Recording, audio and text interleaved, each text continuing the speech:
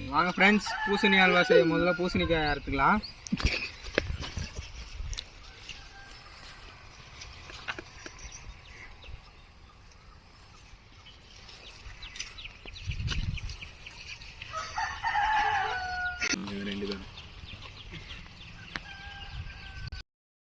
வாங்க ஃப்ரெண்ட்ஸ், பூசணி அல்வா செய்ய பூசணிக்காவை கட் பண்ணிக்கலாம்.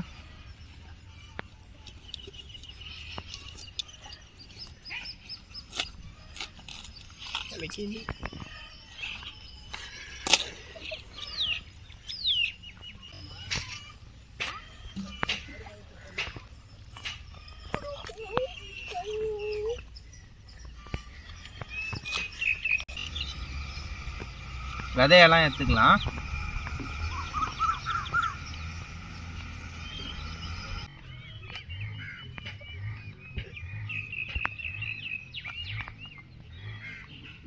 இப்போ மேலே இருக்க தோலெல்லாம் எடுத்துடலாம்.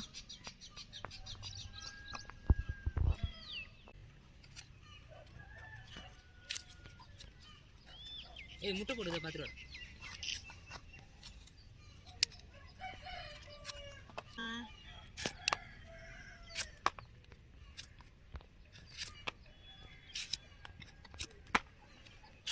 தோலெல்லாம் எடுத்தாச்சு. இப்போ இதை நல்லா சீவிக்கலாம்.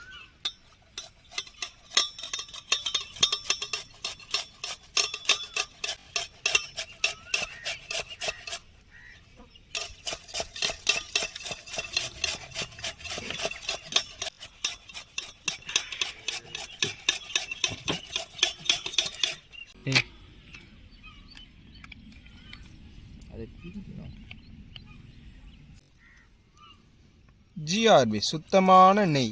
இப்போ தோல் எடுத்த பூசணிக்காய் எல்லாத்தையும் நம்ம சீவியாச்சு. இப்போ தண்ணி நிறைய இருக்கு, அதனால தண்ணி எல்லாம் எடுத்துடலாம்.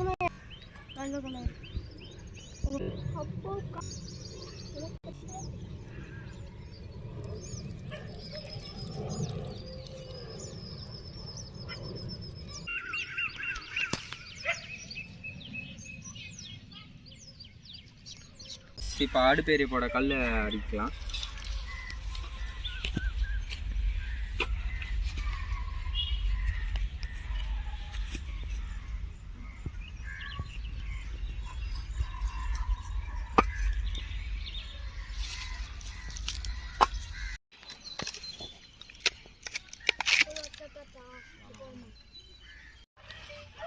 இப்போ அடுப்புக்குள்ள விறகெல்லாம் ஃபில் பண்ணிக்கலாம்.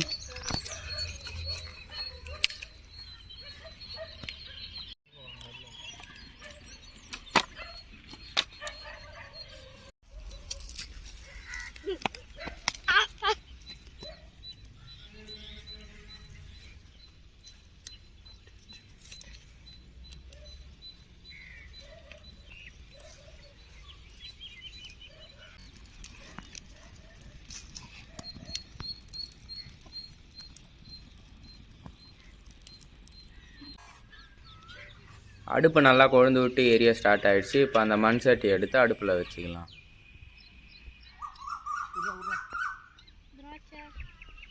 இப்போ நெய்யை ஊற்றி முந்திரியும் திராட்சையும் பொரிச்சு எடுத்துக்கலாம்.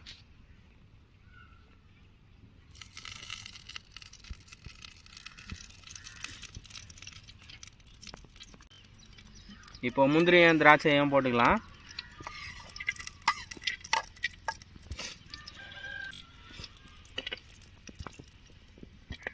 இப்போ முந்திரி திராட்சை எடுத்துக்கலாம்.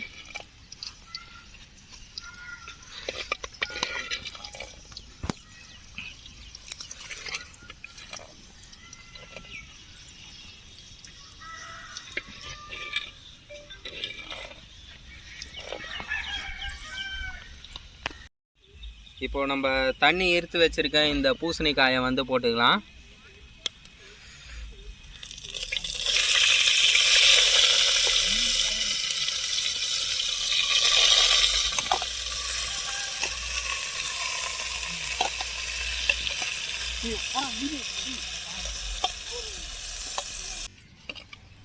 நல்லா தொடர்ந்து இதை மிக்ஸ் பண்ணிகிட்டே இருக்கணும், எல்லாம் அடி பிடிச்சிடும்.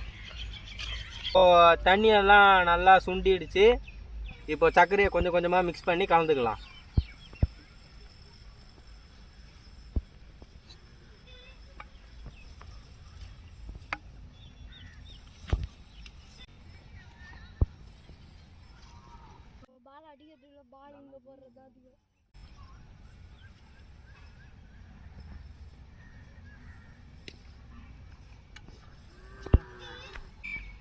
சர்க்கரையெல்லாம் போட்ட உடனே ஒரு மாதிரி தண்ணி பதத்துக்கு வந்துடும். தண்ணி ஆயிடுச்சுன்னு சொல்லிட்டு கலர்றதை விட்டுறக்கூடாது, மிக்ஸ் பண்ணிகிட்டே இருக்கணும்.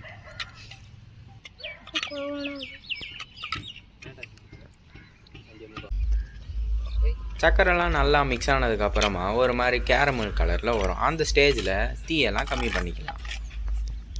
வாங்க ஃப்ரெண்ட்ஸ், இப்போ ஃபைனல் டச்சாக முந்திரியும் திராட்சையும் கொட்டிக்கலாம்.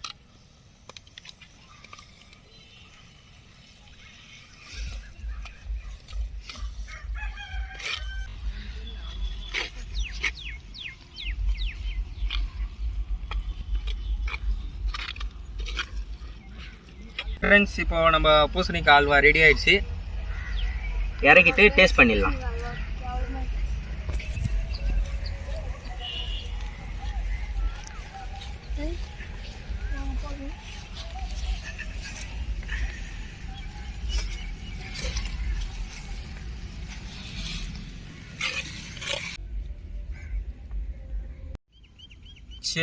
Cheers. ஃப்ரெண்ட்ஸ், இப்போ பார்த்தீங்கன்னா நம்ம மண்பானையில் செஞ்ச அல்வா அப்படியே நான் அந்த நெய் வாசனைலாம் இறங்கி மண்ணோட வாசம்லாம் உள்ளே அப்படியே மிக்ஸ் ஆகி செம்ம டேஸ்ட்டாக இருக்குது. எப்படி சொல்கிறதுனே தெரியலங்க. டேஸ்ட்டு செம்ம அல்டிமேட்டாக இருக்குது.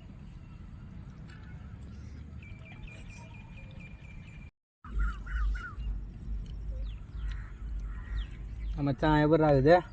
செம்ம சூப்பராக இருக்குது. Like, subscribe and get notified.